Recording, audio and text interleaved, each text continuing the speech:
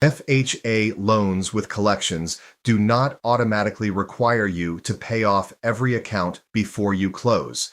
That is not my opinion. That is the rule. You are probably watching this because a lender or a realtor told you to go pay off all your old collections before they would even look at your file. I had a client named Roberto, an electrician in the Charleston area, who was told the exact same thing about 2 old medical collections. He almost drained his savings before he called me. Stay to the end, and I will give you the exact sentence to say to your lender that tells you in 30 seconds whether they are following the actual rule or making one up. Here is what the guidelines actually say. Medical collections are excluded from the payoff requirement entirely. For non-medical collections, the guidelines only require action when the combined balance hits $2,000 or more. Below that threshold, there is no mandate to pay anything off before closing.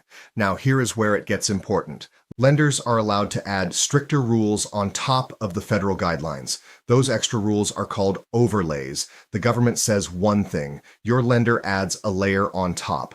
That overlay looks identical to a federal rule from the outside, but it is not. A file that gets rejected at one lender because of unpaid collections may close just fine somewhere else working from the exact same federal guidelines. When Roberto came to me, I pulled his file, identified that both collections were medical, confirmed neither one triggered a payoff requirement, and moved the file forward without him spending a single dollar on those accounts. That is not a workaround. I read the actual government manuals. Most lenders do not. That is the difference. Here is what I promised you. Go to your lender and say this exact sentence. Does HUD actually require this specific collection to be paid, or is that your overlay? Can you show me the rule? A lender who knows the guidelines answers directly. A lender who does not gets uncomfortable.